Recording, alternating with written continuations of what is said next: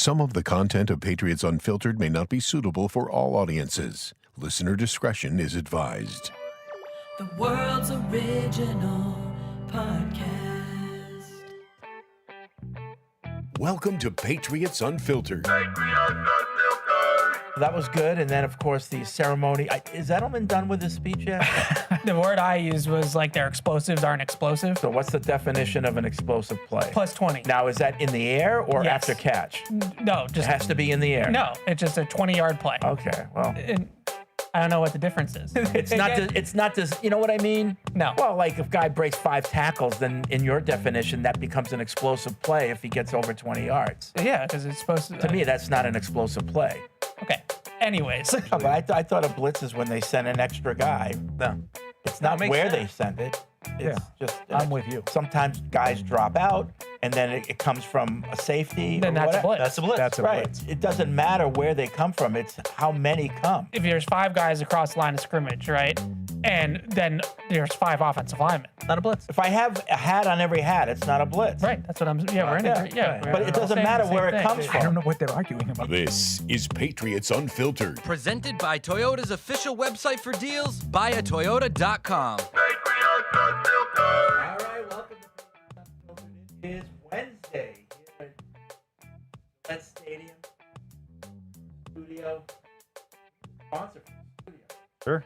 Hey. Jersey Mike's just sitting out there. Yeah, Paulie's place. that's got a good ring. I just want Jersey Mike's as a sponsor. That's it. Yeah, right? We'll try all kinds of. Why isn't my mic Oh, I guess we'll have to freestyle a little bit without Freddie. So Fred, in case you didn't hear, is advocating for a sponsor for the studio.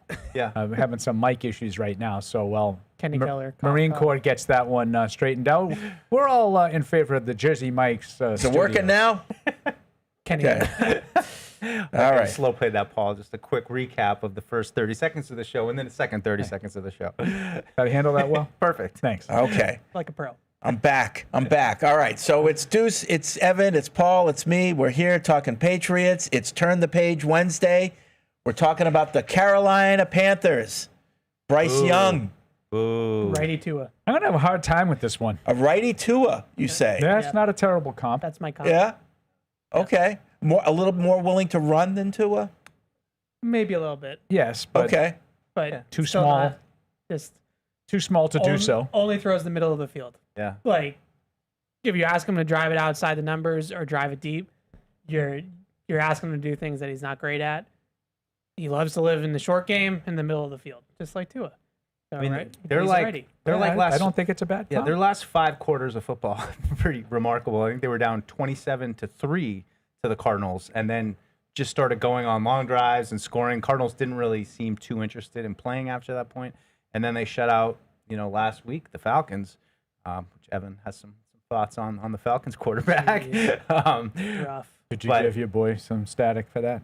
Barth. Yeah. Oh yeah, your boy Penix just in a blender. Like he threw a flat to the flat. Like I don't understand that. Like it was like a really weird game from Atlanta, and they fired their wide receivers coach after the game The weirdest thing I've seen in a while. because the spacing and the depths of the routes, it was a mess. Like their offense was just a mess.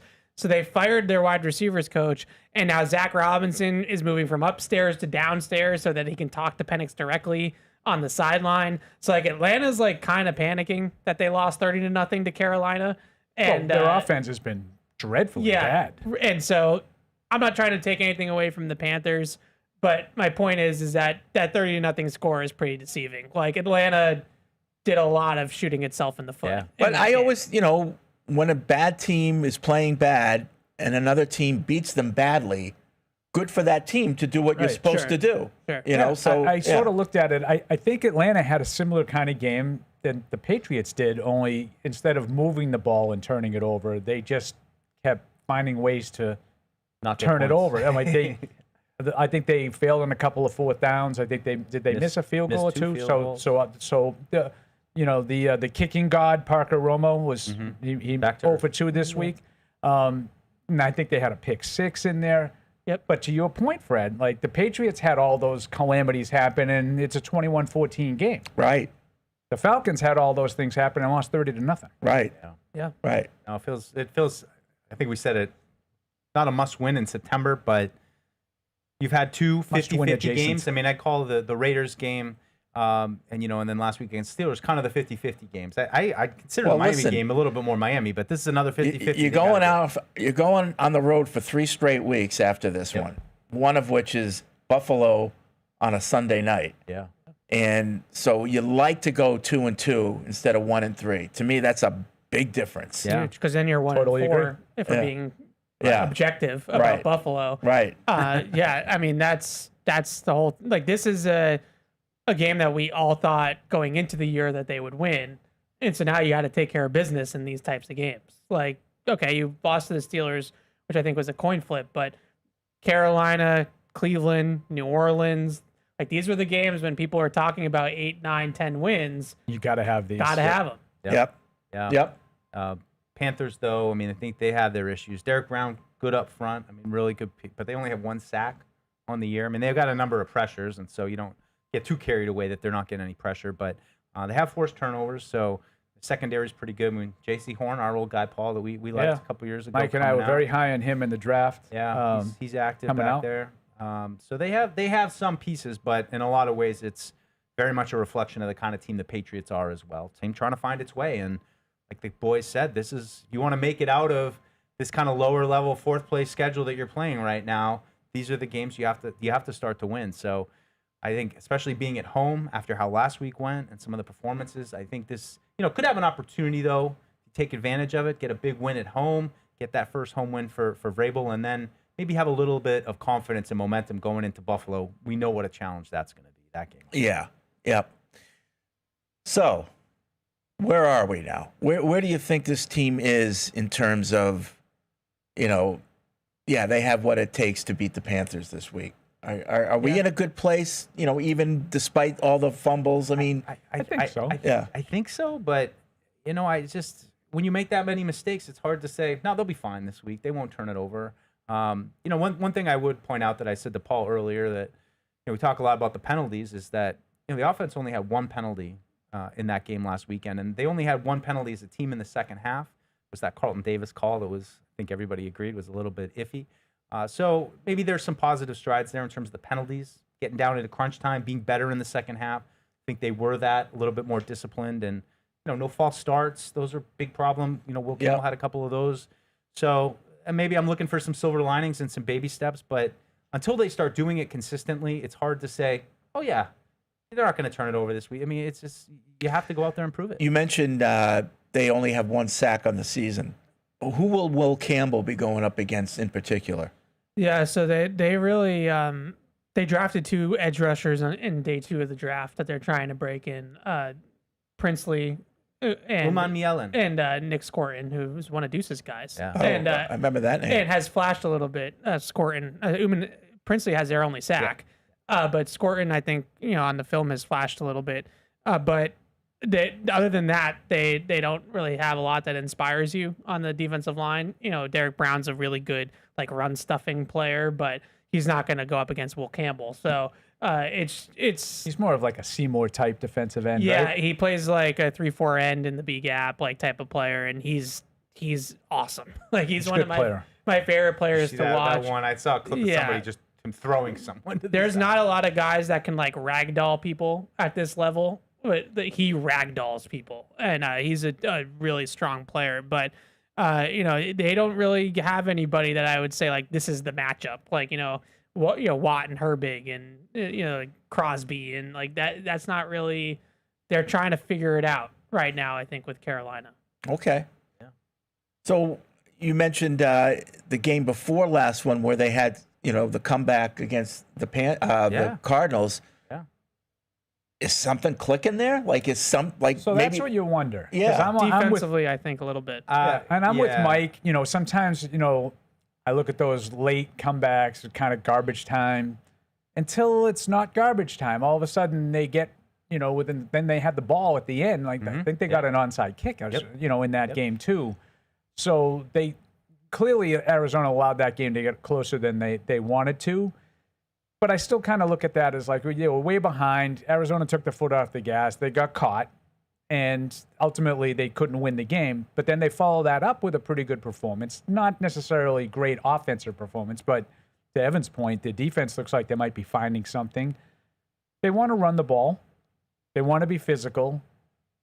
They want to play they want to play some defense. I think they're comfortable getting in one of those kinds of games. So the Patriots offense needs to make sure it's not one of those kinds of games. Yeah, a lot of catches for Tavion Sanders in the middle of the field and that comeback. Like they just kept hitting that one over and over again while the Cardinals were just kind of playing off coverage and saying, we just don't want to get beat. We're up 27-3. So maybe there is a little bit of something. What about the speed on Carolina? Because you mentioned middle of the field. Well, Miami has a lot of speed, granted, but they had some success over the middle of the field. Our linebackers were called out in that game for the coverage. Is this something that it could be a matchup in favor of the Panthers? And I wouldn't in terms of the middle of the field. I don't think the speed's a big factor. No, I don't really. I want to talk a little bit about Tet because I think he's been really good. He's but the guy. Tet's their entire passing game. Yeah. Like he's a one-man show in the passing game. I mean, Bryce Young threw for 120 yards in the game last week, and they won 30-0. So it tells you a little bit. Yeah, like right now, the one consistent threat in the passing game that they have is Tet, and Tet looks really good. I'm not going to say, not going to crown him yet, but he looks like his skills, fluidity, body control, yards after the catch, like all of that seems to be translating to the NFL level for him. It was kind of fun watching him, honestly. Like he's a playmaker, but he's by himself right now. So if you can take him out of the game, I don't really know where else the Panthers go. They really like Jalen Coker. He's on injured reserve. He's not going to play in this game. Let's go. So I just don't really know where else they go besides Tet, if it's not Tet. Just to illustrate the numbers, Ted has 216 yards receiving. The next guy is Sanders, the tight end that Mike mentioned, with 92. Yeah. So, I mean, he has 14 catches. It's 11. Hunter Renfrow back after a couple of years out of the league. He made some plays for him in that game. But, he's averaging less than 6 yards a catch. Yeah. Like, there's not a lot of speed that is going to necessarily threaten you. And Tet's not a speed guy. No. He's more of a size. So, size we matchup. kind of alluded to it last week when we were wondering if Gonza was going to be back for the Steelers, and I think one of our emailers said, maybe the Panthers are a better game for him to break back in. Yeah, just get him back out there. I don't. Do you agree with that? Is this a good game for Gonzo to get his feet wet again? I mean, in terms of like the fact that they might have the worst receiving core in the league. And I understand your words, not mine. I understand that that's glass houses a little bit, but like it's. Oh, this is a core that's not as good as the Patriots. I agree. I mean, I would say it leads to depth isn't as good. Like the Patriots might not have a Tet McMillan, but their 1 through 5 is, I think, more filled out than the Panthers. So the Panthers are in a similar spot as the Patriots. They have a young quarterback, and they're still trying to find weapons to put around the young quarterback, and they haven't really been able to. Like Xavier Legette's been a bust so far, 32nd overall pick 2 years ago, and then they drafted Tet 8th overall in this last draft. So I just want to read trying. Xavier Legette's season stats. Can you do it in a Louisiana accent? He has 4 catches on the season, right? And you might say, all right, so he hasn't really got for 8 yards. Yeah, he's been tough. Yeah. It's been a rough start for him. He has 4 catches for 8 yards. That means they can't get the ball to him at all, and they're just throwing screens. And one of them was for 7. Yeah, how many targets is because there were a number of times. No, it doesn't say. So that they don't have on the. There were just there were at least 2 or 3 times in watching some of them that it just felt like different page. They're on different pages. To your point, he has a long of 9. So something's weird there. Screens. Yeah. It just didn't seem they're just throwing screens. They can't get the ball to him, so they're just going out of their way to say, we got to get the ball in his hands. Because he just doesn't really run routes very well. So he's a, LaVisca Chenault, like poor man's Debo Samuel. Like that's kind of like his game is like yards after the catch and tough and physical and all that kind of stuff. And it hasn't necessarily translated. So I think that their offense on paper is worse than the Patriots. Oh, I don't think there's any question. Quite a bit. It does. I mean, just Bryce Young's size, Paul brought up on the TV show. It just stands out how small he is. It's hard for him to figure out, how to navigate over those big players. And I would just mention too, Chuba Hubbard's a pretty good player, hasn't been great, but him and Rico Dowdle, they're two primary backs, and I would look at Sanders and Tommy Tremble, the tight ends, as maybe they do try to target some of those easy throws for Bryce Young in the middle of the field, make things easy, try to target the Patriots linebackers who haven't been great. That might be one approach to take. I want to save Evan a little bit of anguish this week, and it's probably not a week you want to come out with two deep safeties with no bulk up front. You sound really mad about this. Tonga on the sideline and two deep safeties to allow Chuba Hubbard to get off to a decent start, because that's what Carolina wants to do. Apparently, it's really the only thing they can do. 2010, and Aaron Rodgers is a front runner for MVP. I said I wanted to save you some anguish. Sorry.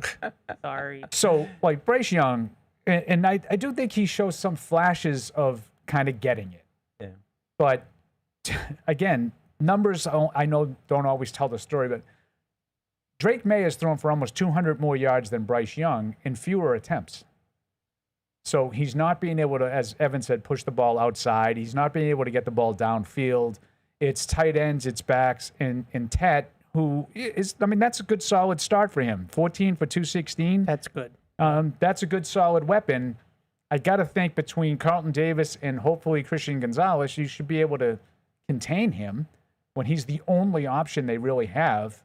So this comes down to make sure that they can't run the ball and stay in short yardage situations, and you should have a pretty successful defensive day. I agreed. Yeah, Tet's really good, but they have the corners to match up with Tet. They should, at least on paper. And I just, with Bryce Young, I think the biggest thing to me is, on the good side, he does process pretty well. He's pretty quick through his progressions and sees the field pretty well, but he just doesn't have the arm talent to push the ball down the field. So if he's 1 for 6 on throws over 20 yards so far this season, and the one was a jump ball that Tet bailed him out on. So it just isn't a downfield passing game. They don't really have that option. So I just, like Paul said, you should be able to shut down this offense. This should be a good day for the Patriots defense. Okay. All right. So today, a lot of optimism, Freddie. Yeah. On this show. We'll be going to Mike Vrabel's press conference live at about 12:55.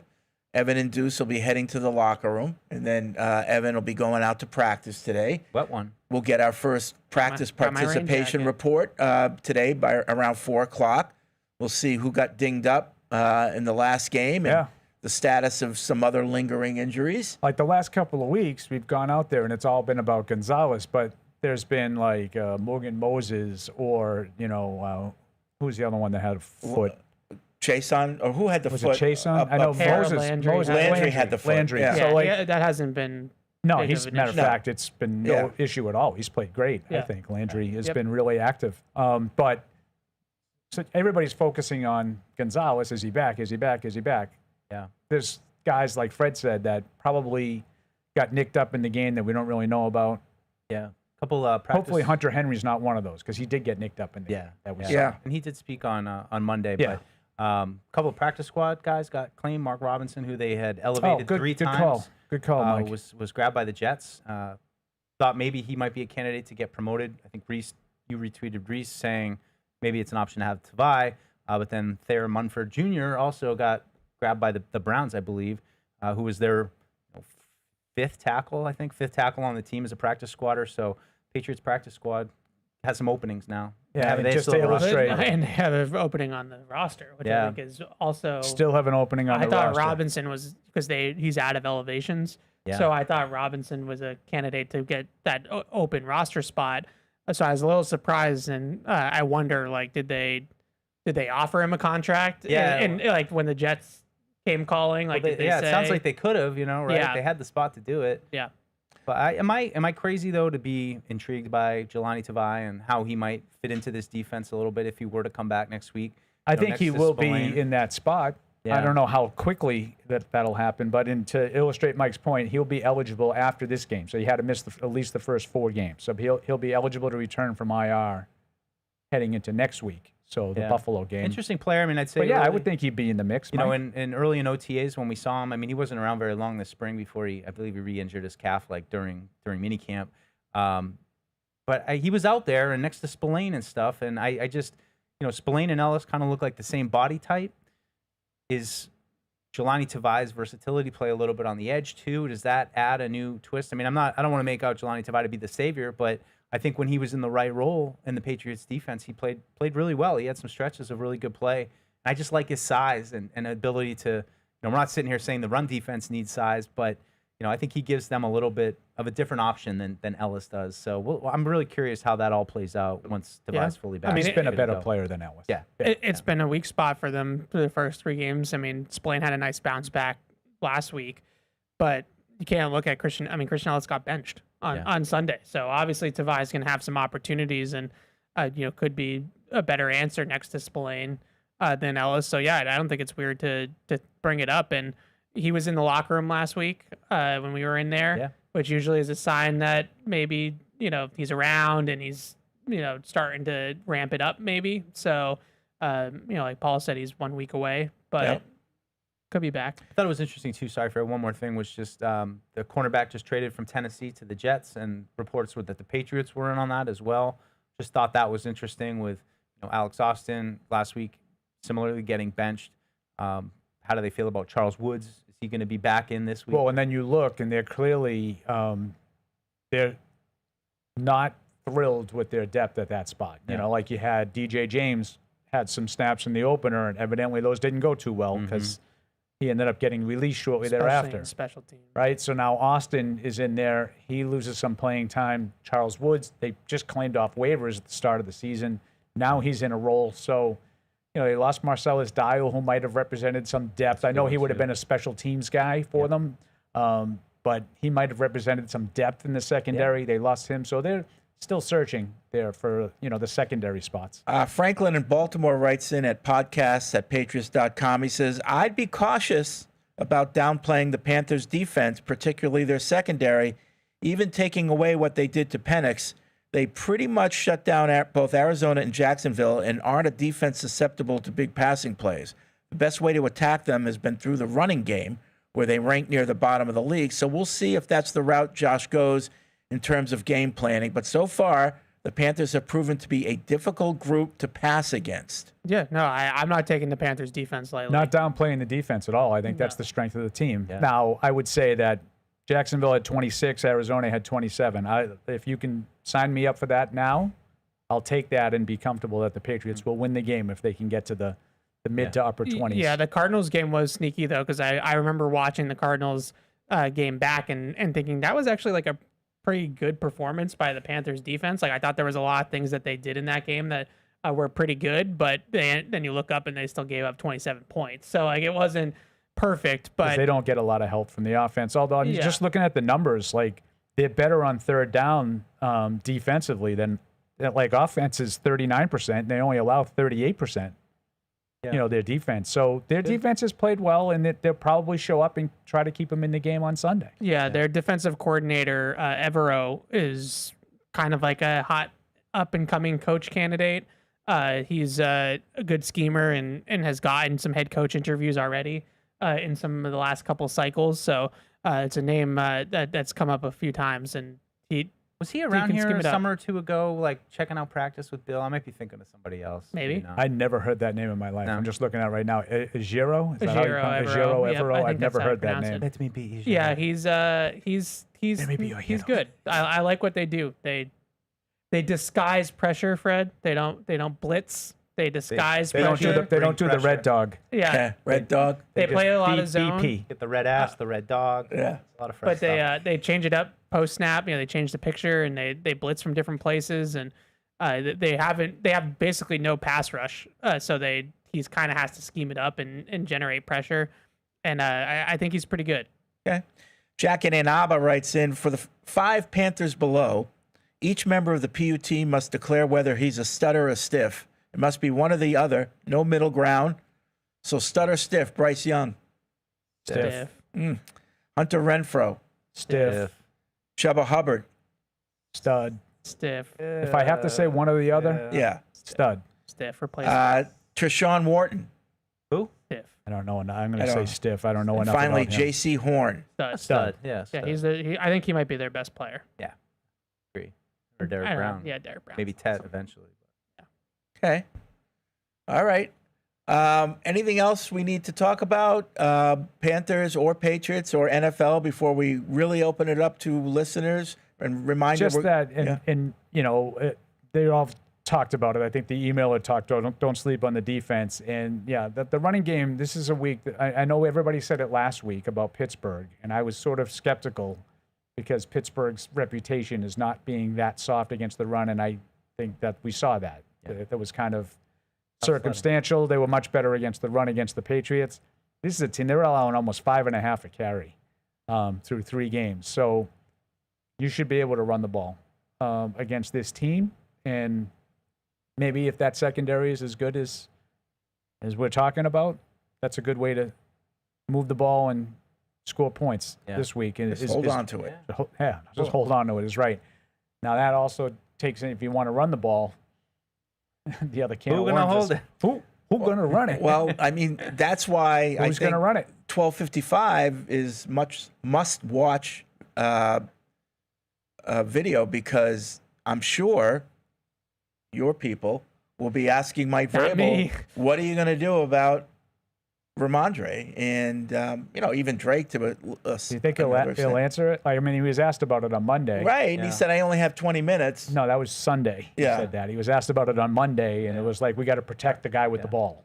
Was his big answer. We got to practice the crap out of it, and you have to focus as much as the guys around and protect the guy with the ball, whether that be the quarterback. But who's the running who's back. going to have the ball? Yeah, I don't know if he's going to answer that, but that'd be interesting to see because he has been sort of forthcoming at times. Right. So you never know. Normally I would say, well, he's not going to tell you, Fred, but I'm not going to say that now. You don't know. Because you don't know. Mike's a wild card. That's why you have to watch. Every Friday he gets up, he's like, questionable. It's so refreshing. I also really that's so refreshing. So they have guys that are limited in practice during the week a lot, and then we get to Friday, and like they might have 10 guys on the injury report today, and it's like, the only guys that have designations are these 2 dudes. Yeah. And it's like, so they're like kind of manage injuries, I think, on Wednesdays and Thursdays and Fridays. Yep.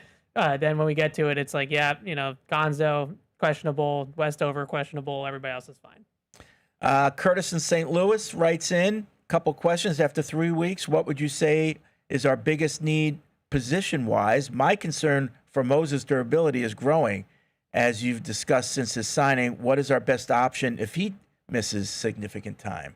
Marcus Bryant would be the top backup at right tackle, but it's only 3 weeks in, and we'll have 6 months to talk about the draft. But like looking ahead, because I'll tend to do. Me too. Skill positions. Yep. Like I really think that you've done enough.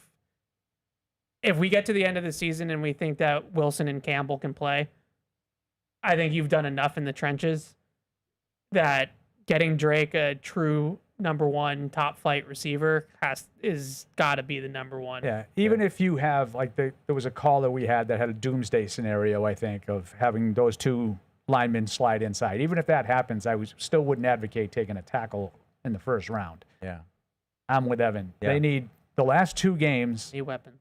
Their last 2 full games, their wide receivers have not combined for 100 yards. And, the first game, obviously, you got the good performance by Booty. Since then, I think they had 5 different receivers catch the ball, and they didn't combine for 100 yards in either game. They need some help. Need production in the wide receiver. Yeah, they got to be better, because it's hard to just throw the ball to tight ends and running backs, and especially when you're not running the ball all that well. Yeah. They got to find a way to get more guys involved in bigger plays. Lastly, Evan, I'm lockstep with you as it comes to the Josh McDaniels is doing and what we are seeing and getting out of Diggs. I do have a very small concern that if he does not get more involved, he may start checking out and the frustration set in. I think they need to scheme him up for a few plays in the end zone. Get the guy a few touchdowns to help keep him motivated and positive. Yeah, I think that's fair. I mean, we talked a lot about Josh McDaniels and what they're doing schematically, and Paul just kind of mentioned it. Like, they're really running the offense through the tight ends and the running backs, and they're getting everything out of it that they possibly can. And I think it's 3 weeks, and one of the concerns I brought up is like, all right, in December and January, when everybody kind of figures out what you're doing, like, do you have a secondary pitch that you can go to that is a complement to some of the things that they started doing in September? But I give Josh a lot of credit for, like, Hunter Henry and Ramondre Stevenson are basically the focal points of this offense right now, and they're moving the ball by orchestrating everything around those two guys. And I'm not trying to throw shots at them, but like it's not exactly, Saquon Barkley and George Kittle, right? I can't think of it. Powers. No, like, I get it. not, and I've been with it. Mike and I have been talking about this, a lot Same thing in the bullpen. It's, so they want to, I'm not saying they want to. They have been relying on 12 personnel a lot, and it's the whole worked. league has. And it's worked. And I saw a great thing with Dan Orlovsky yesterday talking about that. But I think that one of the advantages you get from that is it really allows you to sort of dictate what the defense is going to do. If the defense wants to play base, you maybe you do some different things and create some matchups with your tight ends on linebackers. If they want to go nickel, then obviously you just power up and run it at them. They're not running the ball well enough right now to take advantage of those. So at some point, to Evan's point, if you continue to do this 12 personnel and teams are going to adjust to it, at what point does the opposition say, well, if they want to run, I'm just going to let them run. I'm going to make sure I keep some coverage out here and not allow Hunter Henry to get 5 catches for 90 yards or whatever it was. 8 for 90. Yeah, they had 8 for 90. They had some good.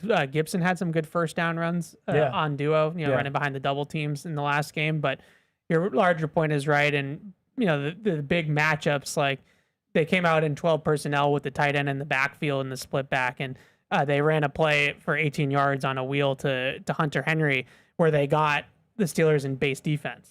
And then they got him in base with the 2 tight ends, and then they spread the field. And they had Hunter Henry on a linebacker, and they actually had Matt Collins with Jabril Peppers on him in the slot on a deep crossing route. And like those are the types of matchups that formation and that personnel grouping can present if defenses have to play base against you in 12. The Detroit Lions right now are probably doing this on steroids. Like they're the ones that are kind of the bells of the ball in this regard, but to Paul's point, like if you put 3 corner nickel out there and you're only giving up 3.5, 4 yards a carry, then you kind of live with that. And then you don't have the matchups of Henry on a linebacker or receiver on a safety. And like that's the schemed open things that Josh is kind of creating right now with those formations. Yeah, I love that was exactly what me and Paul were talking about this morning. And it starts with cleaning up the mistakes, but cleaning up the mistakes isn't going to be enough, especially as you said, like getting later into the season. We talked a little about the 21 season where it came out. Mac was kind of dealing, and then after the bye, it seemed like they had kind of figured him out. Was that a Mac thing? Was that a Josh thing? Was that another instance of just you don't have a second punch that emerges? You don't have those wide receivers emerging. So, yeah, I agree with what you guys are saying. They got to find a way to get production, and whether it's giving Kyle Williams more of an opportunity, seeing a little bit more Diggs, giving Chisholm a chance eventually. I think they got to continue to push those buttons and try to find a way to just see some chemistry with Drake. I think will be good. And that's why I am encouraged, because I do feel like in 21 it was kind of smoke and mirrors. I don't think the offense was as good as the numbers suggested. Yeah. But I do think that largely I felt that way because I thought there was limitations with the quarterback that I do not feel exist now. There are no limitations with your quarterback in my view.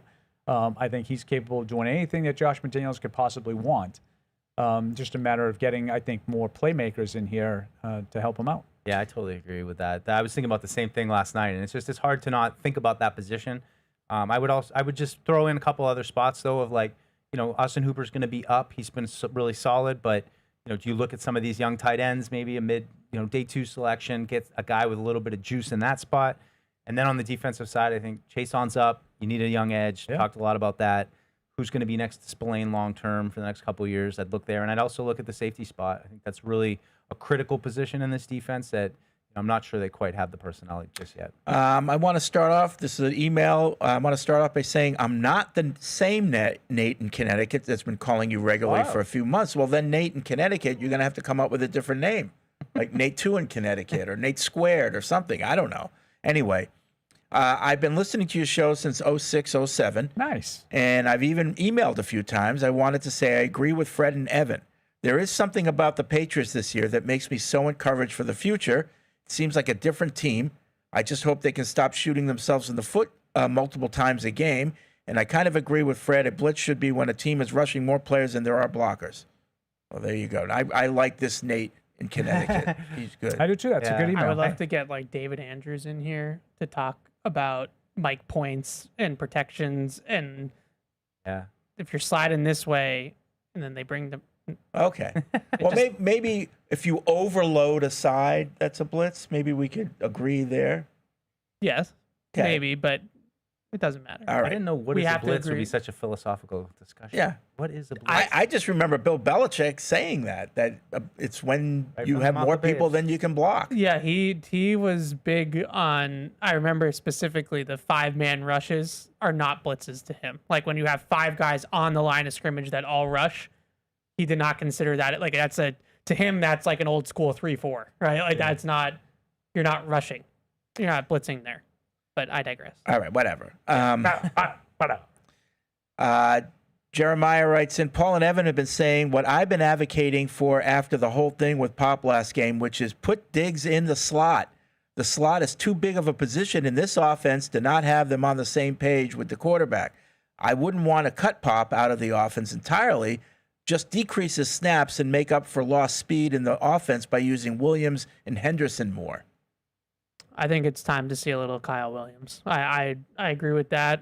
I like that. Even if it's just a limited route tree where he's just basically running like post and go routes and deep crossers and things, like doesn't have to reinvent the wheel. But the very little that we've seen of him, I actually have liked all of the routes that he has run. I think he's gotten open. I think he's caught the ball when it's thrown his way. So I think it's time to see a little bit of Kyle Williams because he might be just a more complete, like traditional receiver compared to Pop, where Pop I think is probably a gadget player that on this team is being used as a full-time receiver.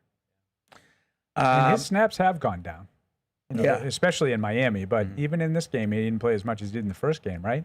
Is that I don't have the exact numbers. Oh, please. One of those that I get in trouble. played- John Gruden. He played a little bit more in this one. He I played know more that. this one than he did in Miami, but I don't think Yeah. I think he played more in the Raiders than he did in either of the other two. Probably. All right, 855-PATS-500 is the hotline, as you can see on the screen. Hotline. Let's go to the phones. We'll start with our friend Christian in L.A. What's up, Christian? Only 29 snaps. Hey, you guys. Good afternoon to you. Hey. Hello, Paul. How have you been, my cranky brother? Hey, how are you? Hey, so I'm thinking that if we were to play exactly like we played last week, minus the turnovers, I think we win this game going away. You're right that Bryce Young seems to be sort of one-trick pony as far as where he wants to go with the ball and legit as a bust. So if we take away the middle, which I think we have the talent to, I don't think the game's going to be as difficult as we're sort of making it out to be. I think we really have coalesced, at least in the idea of how we want to play the game. So I'm happy about that. My real question for you guys is this. Speaking of the turnovers last week and wanting to have those back, if you guys could go back in your entire sports career and play one game over, just a do-over game, what game would it be? And what thing would you do that would either or undo that could have changed the outcome of that game? Okay. I'll take it up the air. This is our personal sports career that we're talking about here? I don't have any. Yeah. I Fred- mean, Fred does. I do. But, you know, yeah, we remember that. I'm looking sure at a Deuce- third strike in a Babe Ruth All-Star game. I'm sure I'd like to Deuce have that does. one back. I definitely have one, but I feel like if I changed the result of that game, it would have altered my whole trajectory in life. And so butterfly I don't effect. think I could do it. But it would, if I had to pick one, it would have been my junior year first state playoff game when we played Charlestown, and they had a kid playing goalie who had never played goal before because their goalie got hurt, and we somehow lost to this team 3-2. And I probably should have had at least 3 goals, but I just couldn't score, which was a theme of my career anyway. But if I could go back and score those goals, we should have beaten that You team. lost to Charlestown in hockey? That's why it's the one game I would go back and change. That's how pathetic it was. And not just Charlestown, but with a kid playing goal who hadn't played goal that He whole must have season. been a hero after Boston that game. City Hawks That were not. goalie. Oh man, Yeah. Great yeah. in Well, they hockey. lost the next round. It was terrible. Is but it that Charlie Coyle? Is he Wayman? no, there was no one in there. They're probably all. There was No, one they're when some of them are oh, yeah, from Weymouth. Charlestown, but Yeah. they don't play No, for but there's Charlestown. one played for Matt Weymouth and Grizzly. like took them all the way Matt to Grizzly. Super 8. That's who it was. Grizz, yeah. But had we won that game, then I probably wouldn't end up leaving that school, and I think like that loss was a big reason I left. So Wow. I digress. It all worked out. It all worked out. That's why I wouldn't change it. But it was like even Played a looking lot back, of games. Sometimes came through at the end. Sometimes I didn't. You just let it go. Remember misplaying a fly ball with 2 outs in the last inning to allow the tying and winning go-ahead runs to score in the last inning of a senior Babe Ruth game? Catch the ball. I caught my spike. I told this story on there. I caught my spike in my stirrup and as I was walking back, drifting back, tripped over myself, made a fool of myself. There were girls there. It's very traumatic. Very traumatic. His Italian horn hit him in the eye. Oh! It's like 17. It was very embarrassing. I was too old to just be able to, fluff off a bad error. Speaking of that, we had a funny interaction. I was talking with Kellen, our camera guy, in the locker room on Monday, and we were talking about Scatabo, who had a really fun game. And right as Tommy DeVito was walking by, Kellen's like, that was funny. They got to mic up Scatabo, and DeVito just kind of stopped and turned and was like, Could never do it. They could never do that. It's funny. Deshaun in Virginia, what's up? What's up, guys? How you guys doing? Good. Hey, Sean. Good. I want to allude to what the first person said in their email. Basically, what I was about to allude to. I was about to allude to that as well. As far as I don't think that you can basically overlook any team on the schedule when it comes as far as what the Pats should be able to do, or what the Pats should be able to do, or what they should not be able to do. It's simply because the offense lacks so much explosiveness or whatever. Like when you have to work so hard to move the ball, to try to score points, it makes itself a lot more prone for turnovers. Yeah. So if anybody expects them just to roll in a lot of these games or whatever, or even have a chance of pulling these games out, you got to be able to score. That's just the bottom line. And we're the team that Bill Belichick said we're going to make them march down the field because I think they're going to make a mistake. Yeah. We're that team right now. Yeah. Exactly. So you have to do that too many times. It makes you a lot more prone for mistakes. And then when people talk about also, one thing I want to touch on too is with Stevenson. Stevenson has fumbled not only with Bill Belichick, but he also has done it with Mayo, and now he's doing it with Vrabel. So when people talk about, you can try to coach it out, you can't. It depends on, like I said, it depends on the player. The player's got to be able to make sure that he may possibly eat his Wheaties, get in the gym to improve his grip strength, to hold on to the ball. Yeah. You can't coach that. That's just the bottom line. Yeah. Thanks, Sean. To that point, Angelo in New York writes in, he went and looked at Stevenson in college. Cerrito College, he had 3 fumbles, 222 carries, 1 every 74. At Oklahoma, he had 3 for 165, 1 every 55 carries. And so far in his NFL career, is a fumble every 60 carries. The NFL running back average is 1 every 93. Yeah, well, he also didn't really have fumbling issues early on in his career. This is really like a 2-year thing. I mean, going back to last season, didn't really have a ton of fumbles in 21 or 22. I mean, maybe a couple, but it wasn't. He fumbled in his first game, and then Bill put him on the bench for a month. Yeah. Right.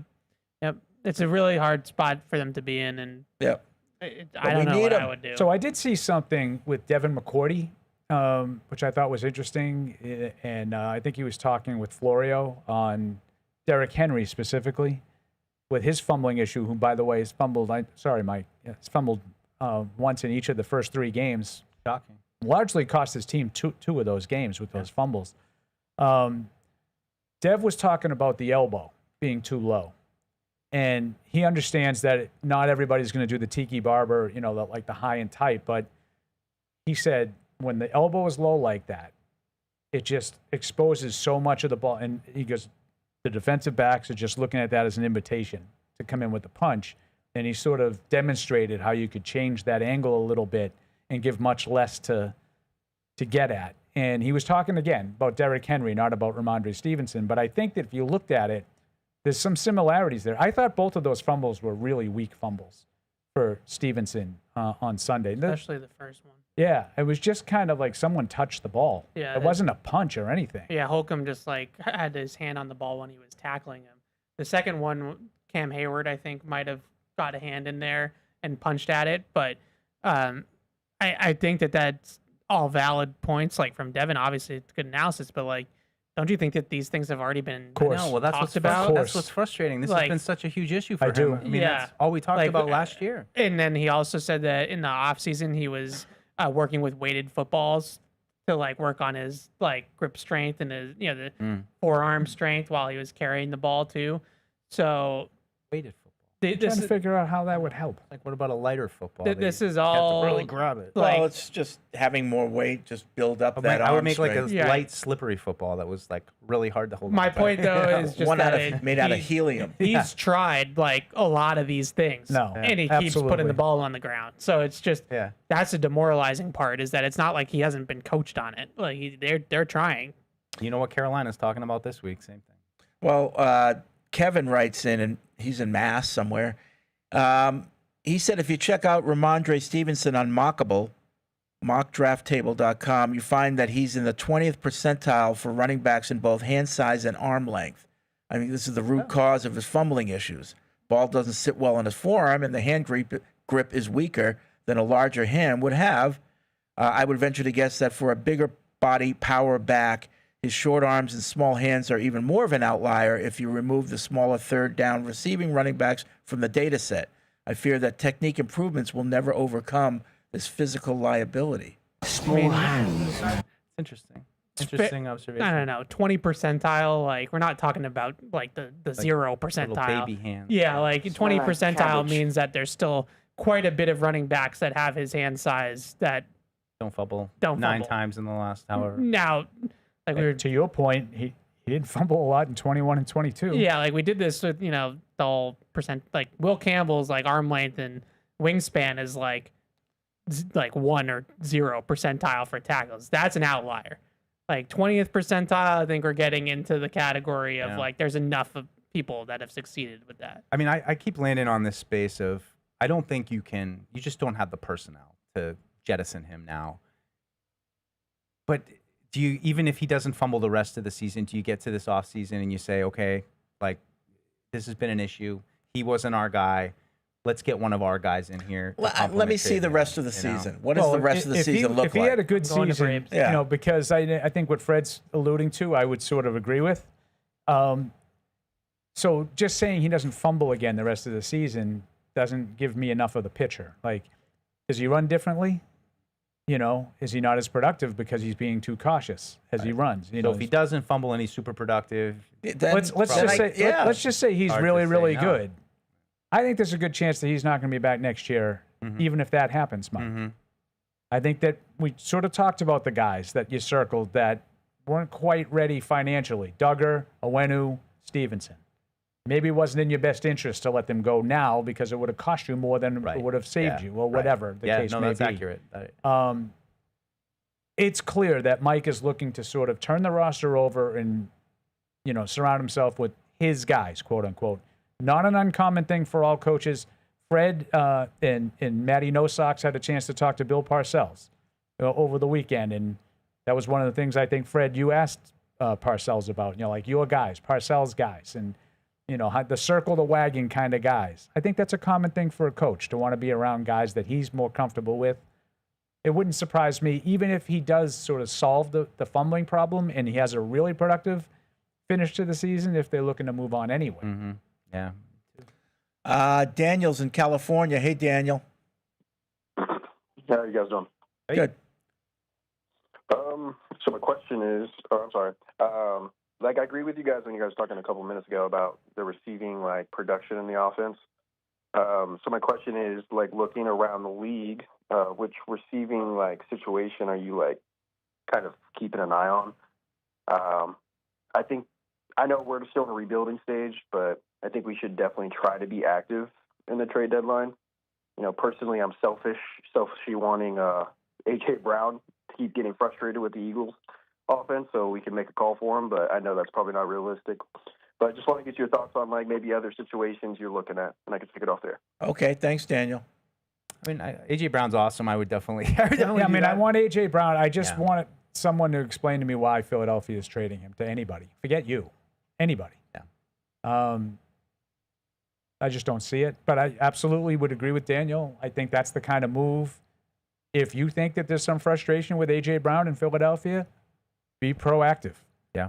I hear AJ's not happy. Vrabel knows him, has a relationship with him. What do you guys look? I get that you don't want to trade him. Howie, I get it. what would it take? But hypothetically, But going back to what Evan said, I think that's be proactive. I haven't always been on board with those moves, but now I feel like you're getting to a point where if there was an elite kind of wide receiver who wants out, those kind of trades that happen all the time, that I'd be, I think, very interested. And I wouldn't want to overextend. But He's in the age that I would do it. Yeah. He's an established star who He's still 430. has plenty left. Yeah. I would have been interested in McLaurin, even though he's a little older. Mm-hmm. Now, this is what happens when these guys, by the way, take the whole summer off. I don't know what he's dealing with exactly. right. I guess there's some questions with McLaurin and whether it's a quad or something else. It looks like he's not going to practice today. That's what happens when you don't do anything all summer. Yeah. I mean, you probably got a draft pick, hopefully, that isn't too high in the first round, but that still has enough value that, I'd put it on the table for a legit guy, especially with Drake for these final couple of years of his rookie deal. Like, you feel like the offensive line might be in shape. I mean, again, we're speculating because I think one of the callers said, like, you can't count on anything. Like, I like what I've seen in this team. There are positive elements, but I need them to go out like this weekend and be like, wow, no penalties, no turnovers, balanced offense, hit some plays downfield, defense look like they did in the middle of last week's game for the entirety, and then you can really start to have even more evidence to get on board with it. But I have seen elements of it, but week 3, we need more. And whether that happens or not, I think A.J. Brown is the kind of player at the age where he could be part of your future. Yeah. So whether you're doing it for this year or the long term is fine with me, because I think you can absolutely make an argument that, no, he's a long-term solution. Like Harold Landry has been terrific. And I think he's really helped the front seven. Mm-hmm. By the time you're a Super Bowl contender, he's probably not going to be part of the equation. And that's okay. You need some guys like that, too, that allow you to make that ascension from 4 wins to where you want to be. Yeah, I was thinking about that same thing. He's been great. Yesterday. The 3 games, he's been great. But I'm thinking the exact same thing of like, he's been great. How long is he going to have?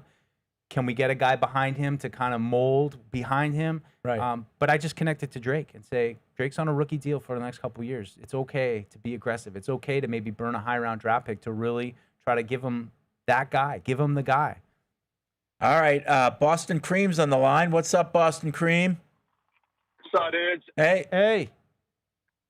What do you guys think about Bill Belichick's girlfriend being on the sideline? And then I have another question. I think it's ridiculous. Yeah. Can you imagine if that happened in New England? I would have loved to hear what the conversation was, but no. And Bill's trying to get ready for the game. I'm not sure. I think she should know this by now. And then my second question is, now that Julian Edelman is in the Patriots Hall of Fame, can we get in the true MVP of Super Bowl 53, James Devlin? Is that possible?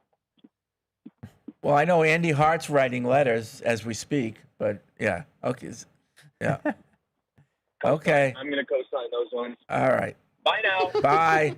Okay. Bye-bye. Expecting more from him. Yeah. Yeah. Yeah, this is standard. That was Didn't meet the standard. not the comedic chops we're used to. Didn't meet the standard. All right. Hey, they're not all hits. Just remember, we're going to be going to Vrabel when he goes live Shortly. in a minute or so. As my mother-in-law would say. But Chris with a TIAN writes in. He says, call Kevin Falk. He had issues fumbling early in his career, but cleaned them up quite nicely, although it's not exactly early in Mondre's career. I don't recall Falk fumbling much during his tenure, more so during the Carroll era than the Belichick era for sure. Yeah, he did. Remember, he was wearing those pads with the dots for a while. His fumbling was in the Belichick era. Yeah. He only played 1 year for Carroll. Yeah. No, he did. Yeah, but he cleaned it up. He did clean it up, but I think his touches also. Like to look. It's not really the same because as a third down back, but he absolutely cleaned it up. He didn't fumble as much. I want to say like 03, 04, he had some fumbles that were big, and then he kind of cleaned it up. 3 in 99. He had 6 in 2000. Yeah, that's Belichick. That's his first year, yeah. 2 in 2001, 1 in 2002. He had a huge one in 4 Pittsburgh. in 03. In 04, he had a huge one in that Thanksgiving, Halloween game in Pittsburgh. On a screen. Oh, yeah. There it is. Okay.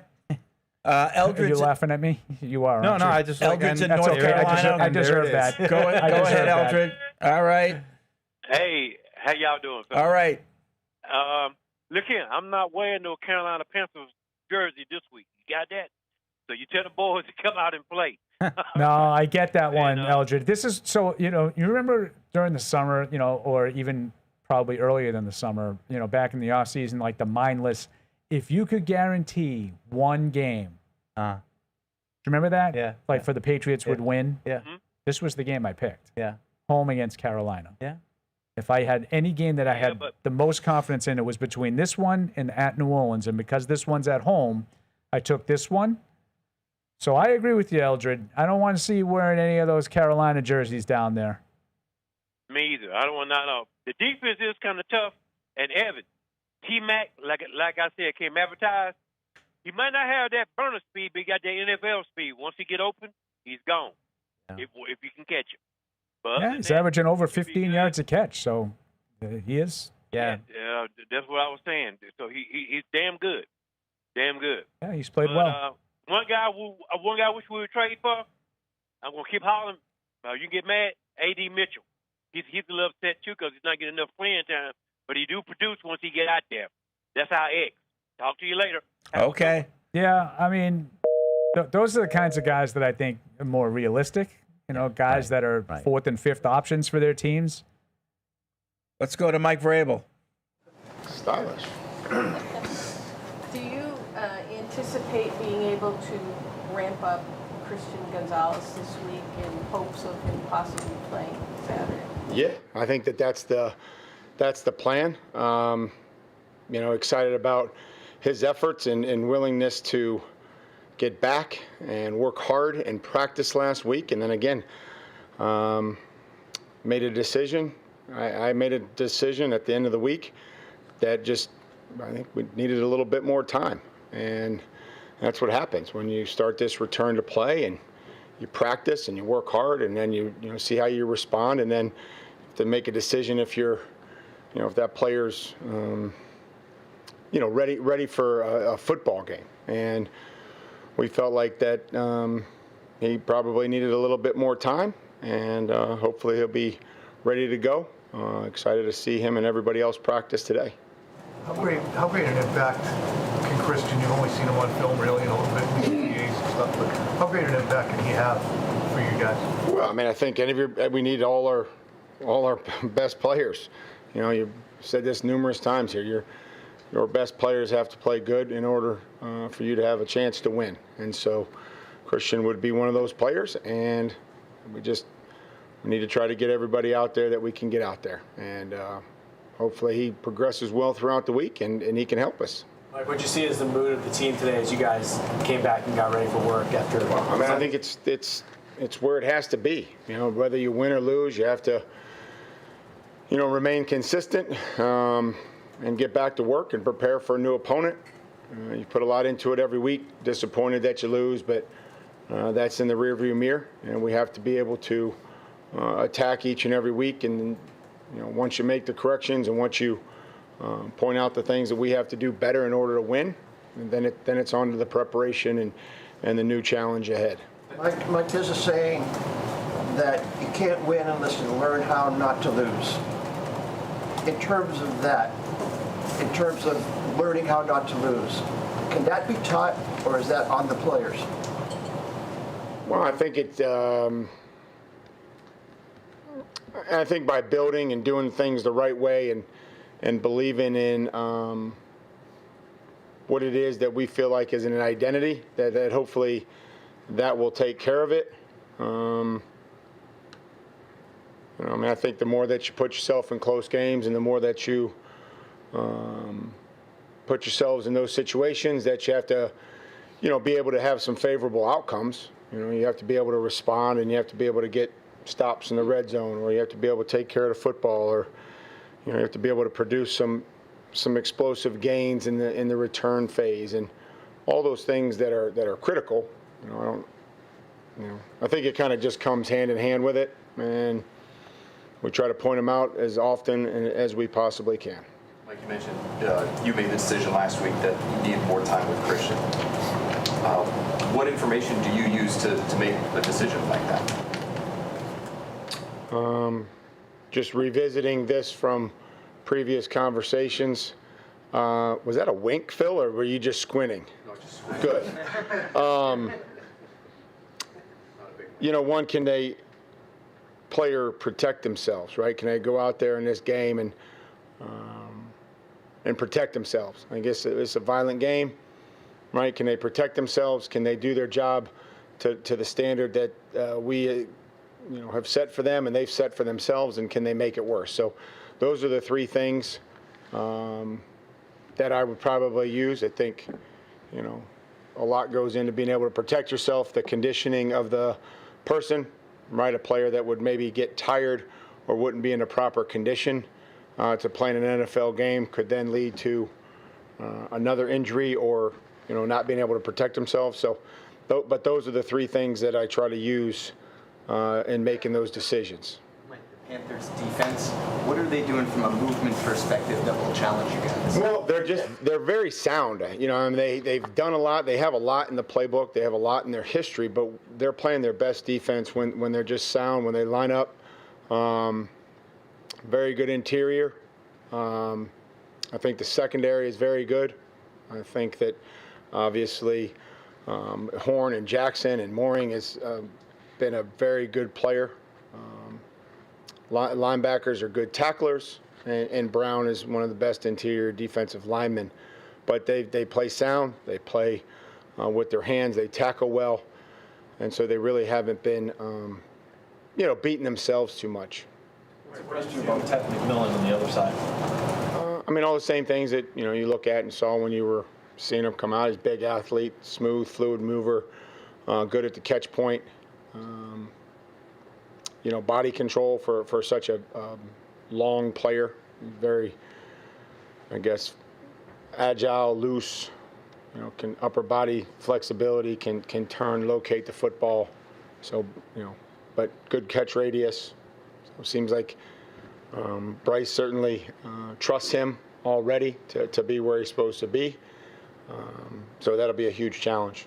Mike, in your experience, how deep into a season do you typically find out who your team is from a strengths and weaknesses standpoint? I don't know. I think when it's there, you kind of know it. And so we've got a bunch of different things that we've done well and not so well, and then, things that gotten us beat, right? So I don't want us to forget about all the positives and the good things that have happened and the very good winning snaps that we've played. And then obviously just you have to eliminate the things that get us beat, the turnovers, the punt returns, the X plays on defense, those types of things. They're putting up really phenomenal kick coverage. It's impressive. I'm asked that they looked at it for 2 hours last night. Impressive. They got good players. They got great speed. They change the scheme up on you, and so that'll be critical that we're able to protect the guy with the ball. They're flying. And, it starts with the kicker. Kicks a good kick, dirty kick. So he's had the returner sometimes confused. He's kicking them when he kicks them deep. They're right at the goal line, forcing you to return them. Or, last week a couple times they touched it and took a step back and then, had it on the 20-yard line. So they've done a fantastic job. Credit to their staff and to the players. A ball that's just tough to handle? One that's on the ground in between the 20 and the goal line. Sometimes one hops and they can return it. Sometimes it, kicks and goes sideways, and we'll have to be prepared for that wherever they kick it. With ball security drills, we've seen various throughout the offseason. When you have a game like on Sunday, did you try something new when it comes to that? I would just put some more time into it. And then again, I'm going to remind you that everybody else's job is to protect the guy with the ball. And so we'll have to practice that too, because that wasn't good enough. And again, the easy thing to say is that, we had 3 players fumble the football, which is obvious.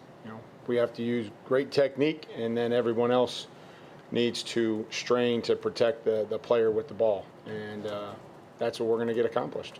Mike, on Efton Chisholm, has he been inactive because his injury is lingering, or is it something else? Just my decision each and every week. Try to get, we can only get 5 right now. We've only been taking 5, so that can change each week. And he's working hard and working in practice, and we'll evaluate that each week as to what his role would be and how he can help us. But that's kind of where that is. Do you see Kyle Williams' opportunities increase? Yeah, hopefully. Again, the ones we've thrown to him, he's caught, and just keep building a role for him and get everybody some opportunities and let the quarterback throw to the guy that's open. What are the factors that go into batted balls, and how do you go about preventing them consistently? I think arm angle, staring the throw down. I think in tight windows down in the red zone, if you stare it down, you'll probably get some passes batted against good teams that don't run past the quarterback. I think timing, defensively, timing, being able to not stand at the line but be able to rush and then, get the correct hand up, and then quarterbacks that, have a tendency to, again, like I said, get low with their release, or sometimes it's the route has an effect on it as well if it's over the middle and short. Mike, every week in the game notes, it lists all the common kind of connections between the Patriots and their opponents. And this week it's very thin. There's almost no crossover between the Patriots and the Panthers, between coaches and players. What's that like to game plan for a team where you guys have almost no kind of personal experience with guys on the other side? Just watch the tape. Just try to focus in on the tape and have an idea of how to prepare the players that way, and focus on those things, focus on the things that you see, maybe things that they've done in the past or what they may do to us situationally. Stephon Diggs and his playing time, how much of that number where we're at right now through 3 games is tied to just what he was coming back from injury-wise? I think it's all going to change. I think that through 3 games and seeing where it's at and the packages that we've used and the stuff that we've asked some of these guys to do is just trying to find a role for each every one of them, and I don't think any of them are going to play 90% of the snaps. Thank you, guys. Whether you're in the game or betting on the game, you'll need a game plan. DraftKings Sportsbook, the official sports betting partner of the New England Patriots, provides you with everything you need to build your personal betting game plan so you can get in on all the action while practicing safe bets. Visit DraftKings.com/responsible-gaming to learn more about all the safe betting tools DraftKings has to offer. Hope is here, 800-327-5050 or gamblinghelplinema.org. Must be 21 plus. Play it smart from the start. GameSenseMA.com. Physically present in Massachusetts. See DraftKings.com/responsible-gaming for details and state-specific responsible gambling resources. Isn't it time to get exactly what you want? Welcome to Red Hot Deal Days from Verizon, where you get your pick of our best deals. Like My Plan, where you can pick the perks you want and save on every one. For limited time, bring your own phones to a Verizon store and you can get My Plan for our best price ever. Get exactly what you want in your phone plan and only pay for what you need. Bring your phones to your Verizon store today and get My Plan. These deals won't last. It's your Verizon. With FedEx One Rate, you can ship to your student for a simple, predictable flat rate. Send a box full of home-baked treats that say, "Your father and I miss you." Or send a box full of instant noodles that says, "Your father and I would like you to stop asking us for money." Either way, one rate fits all. FedEx One Rate. 2-day shipping, one flat rate. Starting at $14.50. Visit FedEx.com/OneRate for details. Exclusions apply. If you're gonna play the game, boy, you gotta learn to play it right. DraftKings is all about responsible gaming. It's more fun when it's for fun. So play responsibly. DraftKings, the crown is yours. Gambling problem? Call 1-800-GAMBLER. 21 plus. Age and eligibility varies by jurisdiction. And now, great moments in history. And neither is anybody saying that Cole Strange can't play. No, but they say he struggled as a rookie and he was overdrafted. Paul. And that's a bad pick. Some people say it's a bust. Yes. It's not a bust. Year 1 was a bust. That's not what I just said, and you know it. Okay, well, what do you think is going to happen? I don't You think know. he's going to end up being like a first-round But pick? I think it's just as stupid to say I know he's going to be a Pro Bowler as I know he's going to be a bust. Same way with Marcus Jones. It's not just as stupid to say the second part because he was a bust in year one. He wasn't anywhere near a Pro First of all, Bowler. he wasn't a bust. He was, Fred. Oh, come on. For 1 year. I'm not saying that ends his story as a player. I didn't say you said But that. in year one, he was in and out of the lineup due to performance. And like the emailer said, we knew he was going to struggle his No, first year. I didn't. I don't pick first-round picks as plug-and-play guys that I know are going to struggle. Listen. Then it's a bad pick. It's not a bad One of the two has to be true. Well, we'll know it's a bad pick in a few years. But right now, you can't say that. This is my whole thing about offensive linemen. It's not why fair. you can get away with taking offensive linemen because no one will ever call them a bust. You just did. I will, but no one Oh, will. Paul is the only one. Oh, see, Paul. now he's going to completely change the narrative of this argument, be snarky, no. make fun of me, so Other everybody laughs at him. No, and then we'll you're just not on completely an ignore island. the fact. You're not on an island. Yes, people do not declare offensive linemen as readily busts as N'Keal Harry. You are not on an Was island. N'Keal Harry a bust? You are not on an Was island. N'Keal Harry a bust? Yes. Okay. You are not. Was it okay to call him a bust after 1 year? No. Okay. It was not Then you're okay. consistent. It's What do you not want me okay. to tell you? It's not okay. What do you think he's going to be? Cole Strange. I think he's going to be a fine NFL player. Okay, I don't. Okay. That's another great moment from All right, back here on the good old days. Patriots Unfiltered. 855-PATS-500 is the hotline. Podcast@patriots.com is the email address. Evan's off to practice in the locker room. Deuce just left for the locker room. He'll be back to give us his locker room report as soon as he's done with that. We just heard from Mike Vrabel, and I guess the headline is, yes, Gonzo's back. He'll be practicing, and the plan is for him to play. Yeah, I mean, we'll see what ends up happening on Sunday, but yeah, I mean, I fully expected him to be practicing after practicing all last week, but Mike certainly indicated that I would be surprised if he didn't play this week based on the way Mike sounded. Yep. I don't want to say he guaranteed it or anything like that, but based on the way Mike spoke at the beginning there. I mean, God only knows what happens in practice. So, Yeah.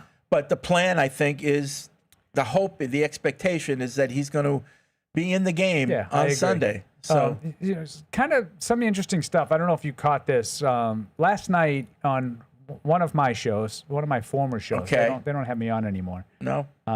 NBC Sports Boston, early edition, I believe, with Trenny. Burt Breer was on, and he indicated that there was no setback with Gonzalez's hamstring, which I thought was no one has definitively reported that he had suffered a setback, but I think a lot of us, myself included, sort of assumed that he must have, based on the initial reports back in August that indicated they expected him to be ready for week 1. yeah. So I don't know if there was, if there was no setback, then obviously they were surprised that it took that long. yeah, and the way that Burt, and this is Burt's words, not mine. Yeah. Okay. The way that Breer explained it, and I kind of agree with him, but he said it's almost worse if there was no setbacks, because then you sort of think what you just said. Team probably felt the beginning of September that he'd have been back on the field before now. Yeah. Or they probably would have contemplated putting him on IR. Right. So I think that he's a good enough player that even if you knew he was going to miss 3 weeks and not the 4th, that he's worth keeping on the roster, because I think he's that valuable. Yeah. But they're just some different schools of thought there. Yeah. But listen, happy that it looks like he's going to be back. Yeah. We need him. We need him. Beyond that, not I a don't whole care lot, who you're playing. Not a whole lot from Vrabel. Talked a lot about, asked a couple of questions about Carolina. It was, he spoke the way we did about their defense. He's impressed, I think, with their physicality. And, you guys know, I always tell you to do special teams on your time. Right. But when he had that line about, I think Sosi asked him about the kick coverage. I think he did. Their kick coverage, they're allowing an average of 16 yards per kickoff return. That's a pretty good number. Yeah. And I don't know what they're doing exactly, but they obviously have a good kickoff team. Okay. Kickoff coverage team. like the Patriots are averaging 26.9 yards per return, a number that's obviously inflated a little bit by Antonio Gibson's touchdown. And they're allowing 25.1 yards per return. Okay. That's 9 yards. That's a big difference, 16 yards to 25 yards. So are the kicks going deep or are shallow in the kicking zone? Yeah, so in other words, if he's catching him around the 18, he doesn't have as much space to get, but whatever, they're tackling him pretty quick. What's their starting drive? They don't have it. Okay, all right. All right, podcast at patriots.com.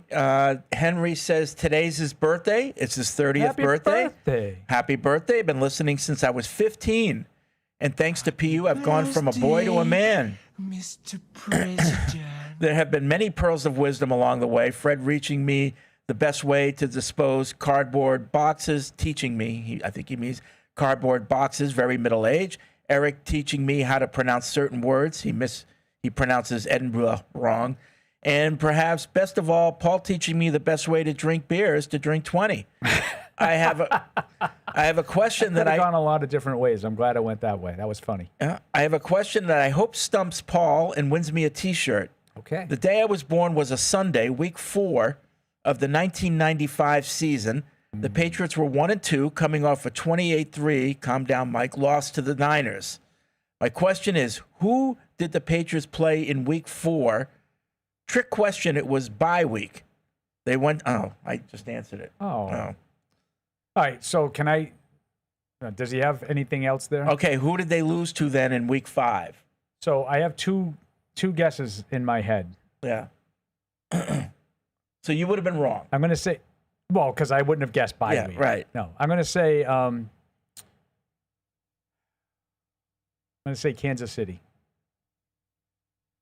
In week 5? Yeah. 95? Am I wrong? I have another guess. So if that's wrong, just say it's wrong. Did they play Kansas City? All right. Pittsburgh? Wrong. Okay. Those are the two that popped into my head. According to Henry, they went on to lose in week 5 to the Falcons, 30-17. Okay. You're slipping, Paul. You know why? Why? I believe that's a Zolak game. Oh. Falcon. Oh, you know what? Wiped it out of my head. Okay, 95. Was that the game in Atlanta? Maurice Hurst, pick 6. They called it back for a garbage pass interference call. Right, exactly. Are you serious? I think so, because he was fighting for the ball. Redemption. And that was the game where Parcells scolded me because in the post-game press conference, Patriots had a chance. No, that can't be the game. I'm thinking of a different game because I was thinking of the game where they had a chance to win it at the end. That must have been 96. I thought it was against Atlanta. I don't know. Never mind. All right. Okay. Who's this? Doesn't say. Good stuff, though. Stump me. Yeah. Does he get a shirt for that? Yeah. I thought that was the thumbs up from Marine Corps. was the Sean Jefferson game. What year was Sean? Sean Jefferson played a lot of games. No, but there was a game where he had a lot of fans in the stands. Oh, I didn't know that. He got called for an offensive. I don't know. I have to go back and look at my notes to look at the PFWs from back then. Anyway, this emailer says, I dislike how impatient fans are. I'm seeing posts on social media and even some media people talking about trading Gonzalez, cutting the kicker, benching Pop, cutting Stevenson, moving Campbell to guard and Wilson to center. We've played 3 games. I get that when you have 5 turnovers, you have to look at it differently because that's just terrible football. But I also think a majority of our season, besides a few quarters, our offense has been middle of the road, if not pretty good. Our defense has really disappointed me so far.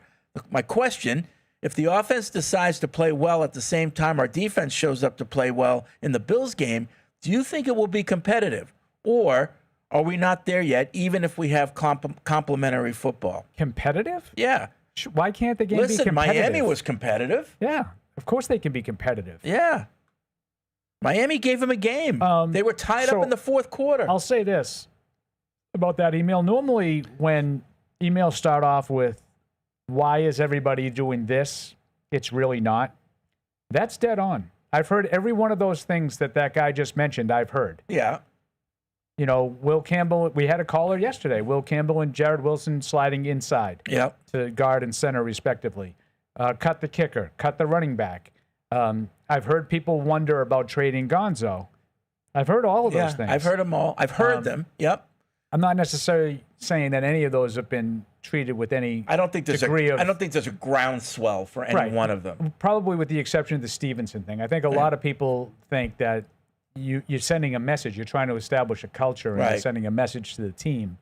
But, yeah, I would agree with the emailer. 3 games is a little early for all that. But the offense, I would say, has been uneven. There have been times where the offense has looked really good. I'm a little concerned about the second halves of these games. I think they did absolutely nothing in the second half against the Raiders. They did little in the second half against Miami. This game, they were better in the second half. The turnover, the 2 turnovers, the Gibson one and the May one. The first turnover in the end zone, they had a Spillane interception that set them up on the 11, and then they fumbled as they were going in. But they moved the ball better in the second half in this game than they did in the first 2. I'd like to see them put together 2 good halves of football. Would you say that the Miami game this year had the potential to be like the Jacksonville game last year, but it's in other words, they got off to a great start? Yeah, it's a better team. Patriots. Yeah, but Miami's better than Jacksonville was last year, too. All right. But, yeah, I mean, you can make an argument without that. If they don't return the kick, or if Achane stays in bounds, like you can make an argument that, and they had that great start and everything looked good, and then the offense kind of fizzled out. I mean, really, the second half was not looking good offensively. And then they made that one play down the sideline to Stevenson, which got them the touchdown. Right. And then that was really it offensively. Yep. Because the other touchdown was a kick return, and then that last field goal was a pick 3. Yep. They took over in field goal range. Yep. Jeff in Canada, if you're one of the fans who expected the Patriots to be contending for a wild card this year, then this game is a must win. You can't start a season 1-3 and 0-3 at home against mediocre at best competition and say you're a contender. If they lose this weekend, then we will have no choice to assume they will lose to the Bills. Then you're 1-4, and people are calling the show to talk about New Year's draft. Yeah, it's not wrong. I think as much as a game in September can be considered a must-win, this is a must-win. And that's whether you want to make the playoffs or not. Like, you have to beat teams that are at your level or below, and I would say in this case, they're below, at home. I think it's like 3-16 or 3-18 in their last whatever amount of, 21 home games. Like, that needs to stop. Yeah. They need to win this game. On the subject of callers, 1 comment, 1 question, please. If you have 1 life story, 2 game comments, and 3 questions, you need to start your own podcast. That's fair enough.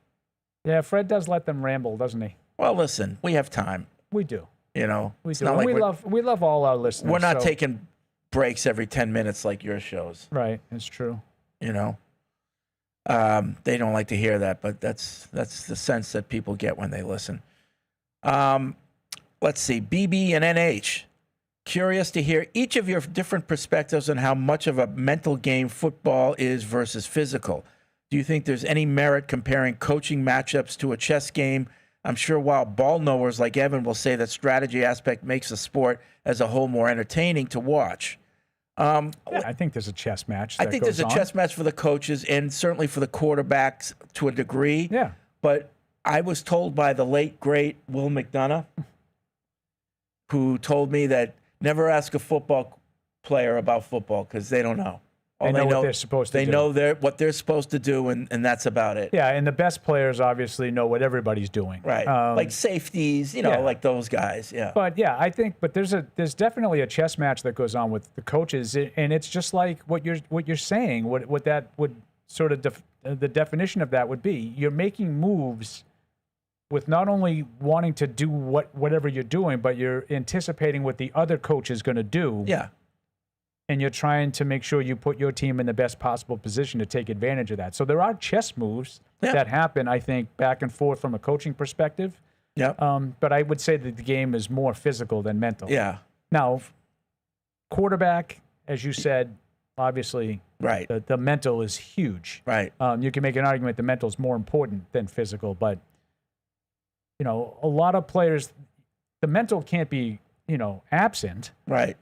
But like to be a good wide receiver, I don't care if you're this I don't care if I know every route combination that there is. I physically do not have the ability to be a wide receiver in the NFL. Right.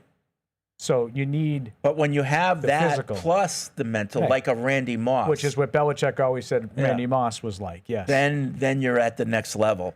So I'm not saying you don't like the mental side for the skill position players isn't important. It is. Yeah.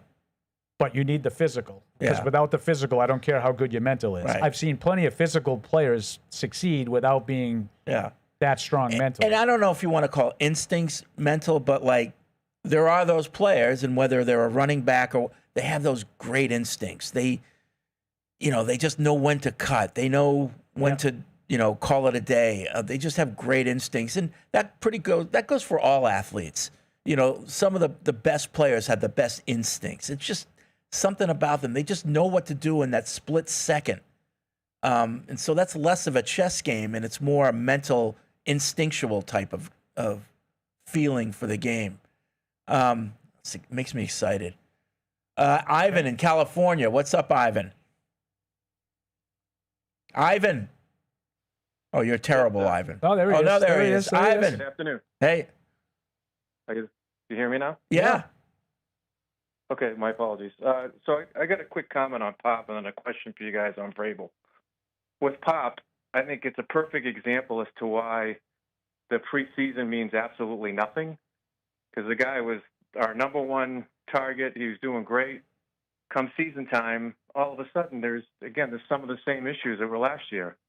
Not the right place, not the right whatever. Was Pop in the preseason games? No, through practice, everybody was saying, all you guys were reporting that Pop was just looking in practice. amazing. Okay, I'm sorry. I misunderstood you. Okay, yeah, okay, go ahead. Okay, and I might have said preseason, so my apologies for a mistake. But I mean, he was like the number one guy, right? And then, to me, I'm just sorry, but it's unacceptable to me that you don't know on fourth down where your marker is. I mean, I appreciate Drake trying to, take on that responsibility, but come on, man. How do you not know that? Yeah, I would just say, in practice, it's a little different because Diggs was not really doing a lot of 11-on-11 stuff at the outset. Matt Collins did none because he was on PUP to open camp.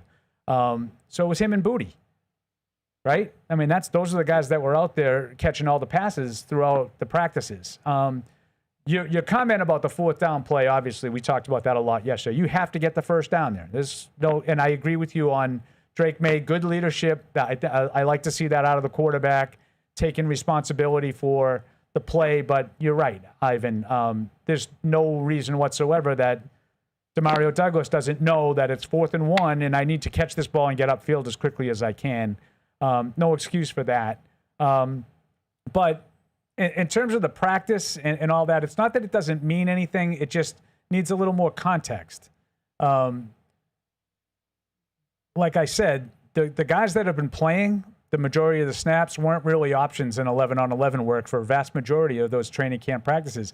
Stephon Diggs was out there right away, but he wasn't getting that kind of a workload, whereas Demario Douglas was on the field for every snap. You remember when camp started? Yeah. Diggs was out there and he was catching passes and stuff, but not every play. Right. And I think Vrabel even said it. We don't want to have him taking part in every rep and this and that. And Matt Collins missed a good week and a half or so at the start of camp. At that time, Baker was still with the team, but he was doing some things. But Kyle Williams had more of a role. Yeah, actually, especially early. Yeah. Right away. But let's go to Cameron in North Carolina. Hey, Cameron. Hey guys, how you doing? Good. Good. I just have two quick things for you. I'll start with Pop.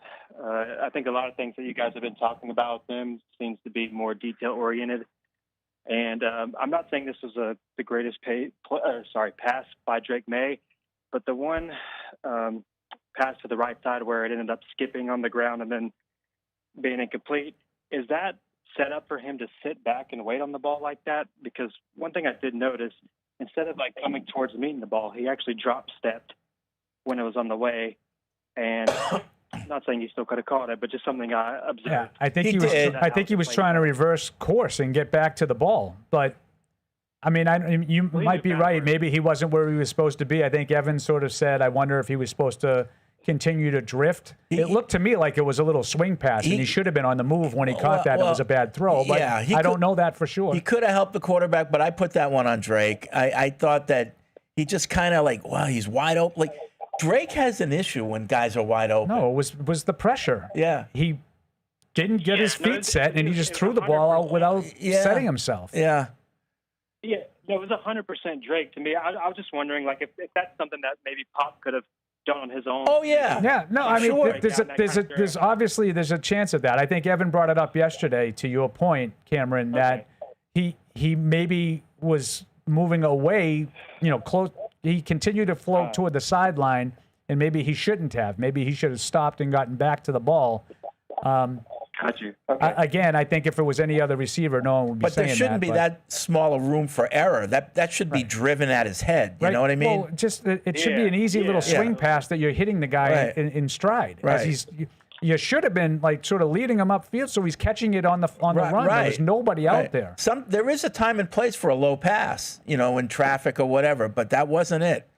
Thanks, Cameron. But Cameron could be right. Maybe, Douglas wasn't where he was supposed to be, and that's why the pass was short. Could be. I don't know. I don't these know. are little details of the game that you just don't know for sure. And this is why I get frustrated with the metrics. The ball knowers.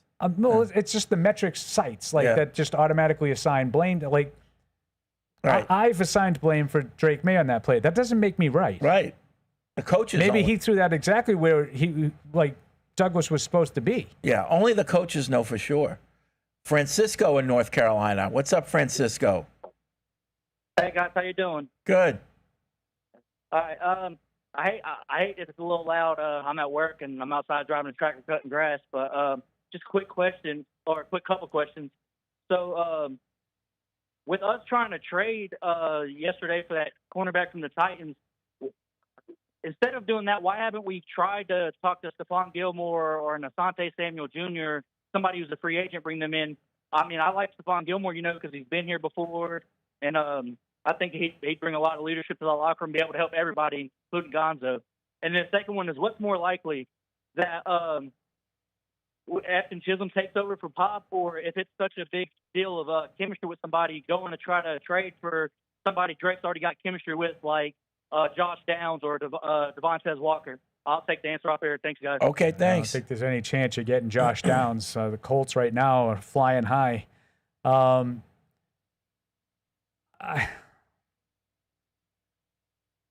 we sort of try to use the receivers that they have a little bit? Like, if you want to give me A.J. Brown, as we talked about earlier in the show, sign me up. That's a significant upgrade. Whether or not you're changing out your fifth and sixth receivers, fine. That maybe you get a spark from it. Okay, I think there's maybe more that Diggs can give to this offense. I think there's more that we could possibly get from Kyle Williams as he continues to get more and more acclimated as a pro. I'd like to see Booty get more targets than he's gotten. I think every time Booty has been involved so far this year, it's been a successful play for the Patriots. On Sunday, he had one big catch on a 3rd and long and drew a pass interference down the sideline. Yeah. And, he was wide open in the end zone for what should have been a touchdown, but Drake didn't get it to him. So until I see these guys, I don't really know exactly what the answer is, but, I mean, the Colts right now are playing really well. Why would you want to get rid of one of your receivers? Right. Now, his other question about why don't they go out and just, instead of trying to trade for a lesser guy, why don't they just go after Gilmore? I don't think Gilmore makes a lot of sense for them at his age. They're moving away from those kinds of players. Asante Samuel, I think he's injured and he's not quite ready to play yet. But I'm not sure if there's been an update on that. I think that was what he indicated at the start of the season. I think if they were really close, this is a team that really close to being a serious contender in the playoffs, maybe you take a shot at Gilmore if that's something that you think can get you over that defensive hump. But I guess, he's probably looking for a lot of money, and that's the reason why he's still on the street. No, I think because he's old. That's why he's on the older, street. but he's probably also looking for a lot of money, and that combination are keeping teams from signing him. Like, I haven't heard him saying, I don't want to play anymore. Robert writes in. Yeah, he had neck surgery that he's recovering from. Asante Samuel. Jr. Yeah.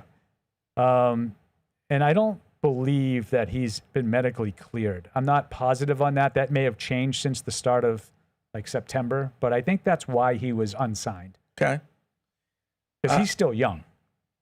Robert says, aside from Phil shooting his shot on Vrabel, take away from that press conference, Gonzo's still not 100% to go? Well, I mean, I think he indicated that he would be going. Well, the hope is, let's see him practice again. He's probably going to be full speed this, full participation instead of limited, and we'll see. I don't think Vrabel can commit, but I think the expectation and the hope is that he plays this week. Yeah, I would agree with Freddie on that. You have to see how he gets through the week, too. Yeah, you're right. Right. Because I think one of the things that Vrabel talked about was last week, making sure that you put players in a position where they can get out in the field and they have the ability to protect themselves. And he talked about from, a conditioning standpoint, if you're not quite, it's been over 8 weeks. It was July 28th that he got hurt. It was the first day they were in pads. That's why I remember the date. Yep. That's a long time to go, and you can't, he's dealing with a hamstring, so you can't get your conditioning to the same level that it would be, if you were dealing with, Right. say, a shoulder injury. Like you'd be able to run maybe a little bit more. So there's a lot of different factors at play. Think about it. So when you get hurt that early in camp, you don't even have the time to get into football shape that the other players did. It's not like he got hurt in August. It's a lot of time. Late August. He hasn't been out there for a long time. I would look at the silver lining here. I know that people are going to probably be surprised that I'm doing that, but if this injury happened, say, September 5th, you'd have lost him for 8 or 9 games. Yeah, yeah. As opposed to when it happened, maybe you're going to get by and only lose him for 3. Right. Mark and Cheddar, why are you both doing a Robert and Jonathan Kraft impression? Paul's seat is so high it looks comical. Yeah, you are pretty up there, Paul. I am that much taller than Fred. FYI, the Blitz talk yesterday was PFWPU at its finest. Yeah, it was. Good stuff. I had fun. I'm not going to lie. I'm going to let everybody know. I was a little jealous. I had fun. I was a little jealous not to be involved in that nonsensical PU debate. Mike writes in, I'm looking forward to this weekend. My 8-year-old son told me, Dad, for my 10th birthday, I'd like to go to a Patriots game. He doesn't know this. Well, you're writing, so I'm going to read it. He doesn't know this, but we are making the 6-hour drive up to Gillette this weekend. We live in Pennsylvania. Oh, cool. I got some more numbers for you, Freddie. As we're just looking at this, this page of the Panthers stats. So in the second quarter so far this year, they've been outscored 27-3. That's a quarter the Patriots going to look to win. Okay. However, as they say in Boston, in the fourth quarter, the Panthers outscore their opponents 30-6. So Patriots better have a lead heading down the stretch. All right. Just got to reply to this. Okay. Freddie just replying as he leaves me with no emails to read and no callers to take. No, that's okay. That's okay. I'll get right back on the horse here. Gavin says, do you have any predictions on what the team will do with the open roster spot? They've had an open roster spot for a little while now. I don't have any predictions for that. Maybe they wait another week. They just elevate someone from the practice squad, and then Jelani Tavai gets that next week, assuming he's ready to come off of IR. Okay. I don't know. I don't have a good answer for you on that one. Sorry. Lots of emails coming in. Robert says, on Henderson, when the Patriots drafted him in the second round, I initially would have had Scattaboo as our running back early in the season. I thought I was wrong, but 3 weeks in, I wonder if I was wrong. Scattaboo has been playing well for the terrible Giants and is currently the top-ranked running back according to PFF. I thought he went ridiculously late in the draft. What do you guys think? Well, So I like love Scadaboo a lot. Yeah. I do. I would just say, and I watched some of this game the other night against Kansas City, I do not see that guy having a long career. I think he went in the draft where I would have taken him because that's the only style he knows how to play. He's a train wreck on every single carry. It's a three-car pileup. He does not avoid contact. He's a good player. He's a good football player. I like watching him play. I became sort of a quasi Arizona State fan last year, largely because of him. And I really like watching him play, but I just don't see him. Would you be surprised, Freddie, if his career lasted less than, say, 4 years? Yes, I think he's a gamer. Yeah, I think he's going to get injured. Okay. Well, he may get in, but I don't think it's going to end his career. Yeah, but he'll have injuries. But he's just going to be constantly hurt. That's what I think. Okay. But yeah, he's a good player. I like him. I'm not ready to give up on Henderson yet either. I think Henderson. No. Henderson's. I think they have to do maybe some stuff to get him in. I don't like the idea of him being, the lead back. Yeah. I don't like him going between the tackles every carry. But you get him on some toss sweeps, some crack toss, some screens, some wheel routes. I think you have a chance to make some big plays with him. Listen, I like Scadaboo, but it's kind of more in a fun way. If I had to choose between him and Henderson, I'm taking Henderson. Oh, really? I like Henderson. Oh, really? Well, they're totally different kinds of backs. Right, they are. But I just don't think Scadaboo's going to hold up. But if you're right, and he's just a gamer, and he doesn't get hurt, and he just plays through it and stuff, I don't know. I think he's a good pass catcher too. Yeah, he was at Arizona State anyway. Yeah. Listen, I'd love to have him on my team, both him and Henderson. But I like Henderson. I'll take Henderson in that one. And that's why I think he got drafted 2 rounds earlier, because I think the league agreed. Yeah, Henderson's the more skilled, more talented player. Over-under game from Kyle and Pembroke. I guess this is for the upcoming game. Drake May passing yards, 250 and a hay. Good defense, don't forget. Good secondary. 250 and a half. I'm going to take the under on that. Okay. TD passes for Drake, 2 and a hay. I'll take the under on that. Stevenson carries, 5 and a hay. I'm going to take the over on that. Okay. By a lot? No. No. Hunter Henry touchdown catches, a hay. I'll take the over on that. I think he keeps his early momentum going. Borregales field goals made, 1 and a hay. I'm going to take the over on that. Okay. I'm going to take the under on that. They're only going to have one. I know what you're doing. They're only going to have one. A lot of missed kicks this week, says Fred Kirsch. Oh, no. Kirsch reporting missed field goals. No. Judah, do you agree with the statement that the Patriots should be 3-0? No. They could be, but not should be. These past 3 games have showed me that teams we have played haven't needed to beat us. We have beat ourselves. Do you guys think this problem is fixable, or are we going to relive these past 2 years? I did not see the Raiders game like that. I think the Raiders game, they didn't have any opportunity to win. Now, I'm not telling you they weren't good enough to win it, right? But that day, the Raiders were better. Yeah. I think they could have easily beaten the Steelers on Sunday. Yep. I think the better argument is they should be 2-1. Right. Right? Yeah. But I think that they have every bit as much to say that they should be 3-0 as they should be 0-3. Yep. Dan in Virginia and Michigan, in week 1, the offense was bad and the defense was bad. In week 2, the offense was good and the defense was bad. In week 3, the offense was bad and the defense was good. That leaves only one more possible combination. Week 4, the offense is good and the defense is good. Here's hoping. I like it. Paul noted that the offense was like pulling teeth, and Evan has noted the lack of big plays. This is surprising. Oh, wow. Wow. You love this because he's really tickled. He is just tickled. Oh, you guys. Yeah. You guys. Look who's back. Hello, everyone. I'm back from the locker room. Indeed. Yeah. Excuse. Hello. Hello, young fella. Stephon Diggs, of course, spoke today. That's becoming a weekly thing now. So that was good. Asked a lot of questions. Have you ever played in the slot before? Would you be comfortable? Has anybody playing in watched the slot like the before? games? I don't think so. I don't think Like so. the game, like the Patriots games. I know. I know.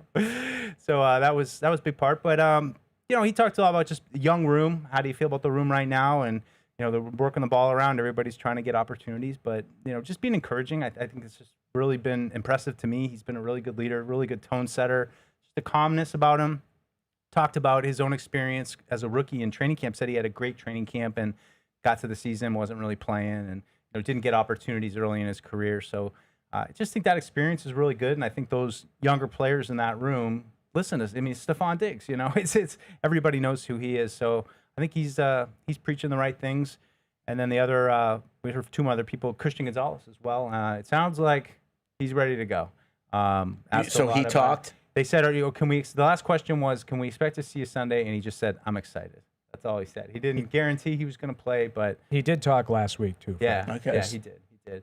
So, quiet, can't hear everything he's saying. I'm kind of snaking around. And then one more thing I would just say I noticed was that a number of players had game balls from Miami, the Miami game, including Drake May, in their locker room. So it wasn't just Drake. I also saw one Garrett Bradbury's locker as well. But I know there were a number of game balls given out in the post game, and there was some discussion. You about get that. a game ball, and it sounds like one of those where a bunch of guys also got game balls, including Drake. Yeah, very interesting. So your guy.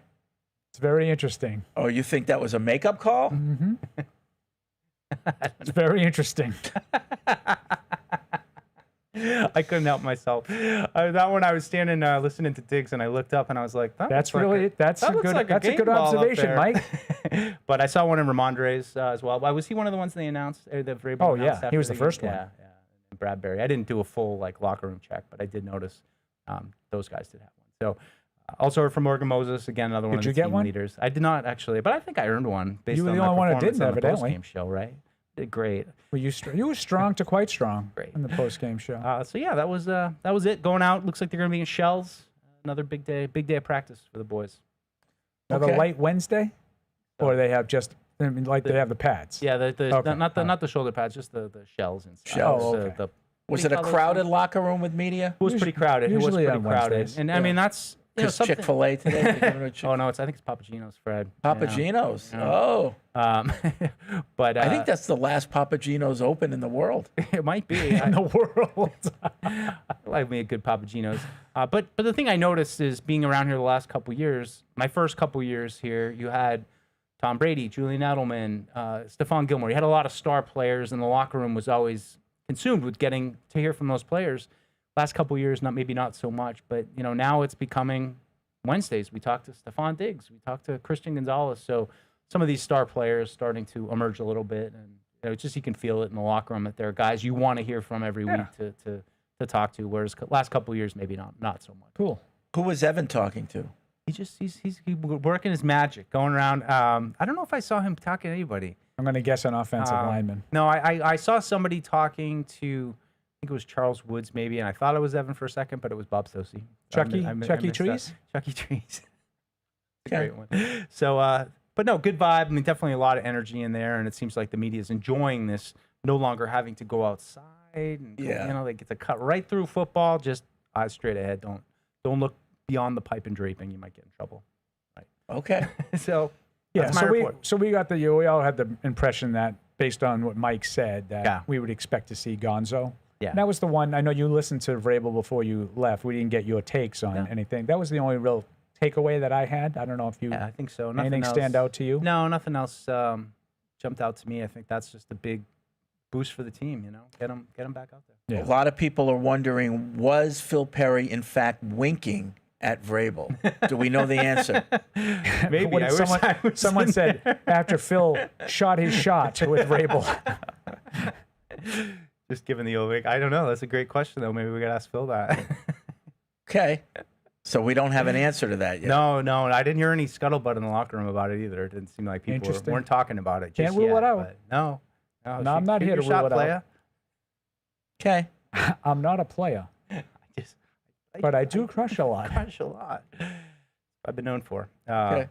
Yeah. So now they're out to the field. Heading out to the field. Evan will go out there too. Also, just had a little side conversation with Rochi about the Red Sox. I mean, we're getting 5 games down, so some palpable excitement here as the team. Big win last night. Looks like we're going to get some October baseball. Yeah. And Dan was saying it'd be good just for. October. I think we'd feel the same way about the Patriots. A young team just to get there, and you don't know how it's going to turn out once you do get there, but that experience of making it good to build off of. So, Sure. Any young team. Sure.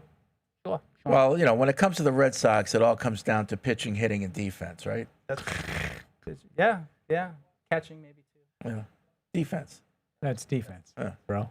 Fair enough. He wouldn't know about that. Kenzie wants to know, how far has Drake May progressed in these first 3 games? Are we seeing growth in decision-making, poise, and command of the offense, or are the same rookie mistakes lingering? I think there are some mistakes that are lingering, but I think he has progressed a good deal from what we saw last year. I don't think we see as many of those examples of him being harried and, off target, but I think there's been a progression. Yeah, don't you think there's been a progression from last year? I think he's played better. Absolutely. I was like, you're kind of looking at me. I was like, maybe. No, I didn't know who they were talking about. I thought it was maybe saying the wrong I was thing. trying to find it. I missed it. No, I think we're seeing, I'm seeing a semblance of a real offense as compared to last year, and he's the quarterback. So in that way, he's part of that progression. Yeah. I talked about it before. I mean, I was always impressed with even Mac, like in the first camp I saw him where he looked pretty calm in the pocket and then that kind of dissolved. But with Drake, I feel like he's really progressed. And even in the OTAs this spring and summer, it just felt like, wow, it doesn't seem like we're starting over. It doesn't seem like it's too much for him. And as you've seen for large portions of the game, he looks fairly comfortable. And I do think there are parts of the game where he gets sped up a little bit and his feet get off and he gets a little bit inaccurate. But it's kind of early and late. Yeah, right. Adam in California has a question for Deuce. Vrabel is now 0-2 when wearing red. What do you think about that? Do we need to get him to wear a different color? I know. I don't know. I haven't taking notes. We'll see if there are any trends emerge, but he's clearly a big vest guy. So, Bill, that was the big thing with Bill. I mean, he was known for the cutoff hoodie, but he really didn't wear the cutoff hoodie more than anything else. So, a little bit of a tidbit there for everybody. I know. Eddie in L.A., I feel like taking away the run game is the key to stopping the Panthers. Also keeping Bryce in the pocket. Don't let him escape and run around. He's been keeping plays alive, and Tet is his go-to man when he runs out of the pocket. The game is winnable. Let's get right. Yeah, I'd agree with that. I mean, so you keep him in the pocket. Yeah, I think that's smart. But I agree with the point with McMillan. I mean, I don't get super high on those guys usually in the draft. Like they're not the ones that tickle my fancy. But he's actually looked really good to me. Evan mentioned it, but he's got some nice bend. He's fluid. He just doesn't look stiff. A lot of those big guys, they just look stiff. They can't move in space that well, and he seems like he can. So I think they've got to find there. Legette's been a little bit of a disappointment, but yeah, he's a target. They got to figure him out. That's for sure. Go-to guy. Okay. With Legette, I just want to throw in this. We're often critical of, they had an opportunity to draft X or Y, and supposedly he was a guy they were really interested in last year, and evidently they were interested in trading up to get. Couldn't make the deal. I think it was Buffalo. Yeah. Might be one that they, we talk a lot about Polk and McConkey. Oh, McConkey. Right? Yep. We talk about you had Lad McConkey there and you took Jalen Polk. Well, they got away with one. They touched a bullet with maybe. Legette. Doesn't look like Legette is surprising though. I mean, Evan said it. It's just it almost looks a little bit like Pop and Drake right now to me with him. Like it's just like they're not. The timing's off with these guys. He doesn't quite have a feel for him yet, but maybe he'll develop it. Okay, let's go to St. Louis. Curtis is there. What's up, Curtis? Hey, how you guys doing? Good. Meh. Hey, in just regards to the email earlier about trading for a receiver, I am kind of with Paul on. I'd like to see a little more from our guys. I'm also not sure if Vrabel would be making any kind of moves like that unless we are looking at like maybe making a wild card in a playoff. Closer to the trade deadline. I would say though, if there was one guy that maybe closer to that time that they could possibly be interested in would be DJ Moore from Chicago. I think he kind of is getting. I'm sorry. Yeah, I think he is kind of getting phased out a little bit in that offense, and just could be a possibility. Not Sunday, he wasn't. Good weapon. Yeah, I mean, that's Chicago's another team that's showing life. Yeah, I do, but I agree. I just think with Rome Odunze, and even Luther Burden, I know he's kind of had a big game. It's just one game, but I just think that he just was an option, just something I thought that. Yeah, I think he could be a good weapon for May. But no, I agree with that. I think he would be a good weapon for May. I just don't know why Chicago wants to move on. Like, I agree with Fred. I think Chicago's in a very similar position as you are, and you should be in the business of accumulating assets rather than dealing them off. I think he's a good player. I don't know why Chicago would want to trade him. Like now, in a few years, it could be like a Bengals situation where you've got 3 really good receivers. You can't pay them all. Well, yeah. And I just think maybe if you get ahead of that horse, right? They've got so many weapons. But you're not close to that with Odunze in his second year, right? Like you have. Yeah, true. You're correct. Yeah. So, all right, thanks, Curtis. I think you're looking at the end of next year before you can even do anything with Odunze. And at that point, DJ Moore's probably going to be a little older than what you want to do. Like I think Chicago's probably looking at it, and I like the player. DJ Moore's a good player. I think he would help a guy like Drake May a lot. I think he's a professional receiver. Yeah. All right, one more call, and we'll call it a show. Ben's in Philly. What's up, Ben? Hey, just wanted to ask what your guys' thoughts on the next Patriots assistant coach to be inducted into Patriots Hall of Fame would be. My pick would have to be Ernie Adams. I realize he's on the selection committee, I believe. Yep. Patriots Hall of Fame? Yeah. Who do you guys think? I mean, Ernie Adams. He's a great one. I'd put him in. Yeah, I mean, he's definitely, because he's been here more than just Bill. He's a coach. Yeah. I mean, there's a guy that not a lot of people know about, and he would have to be like a veterans, but Bucko Kilroy was with the organization. He wasn't a coach, but he was a GM and a scout and personnel guy.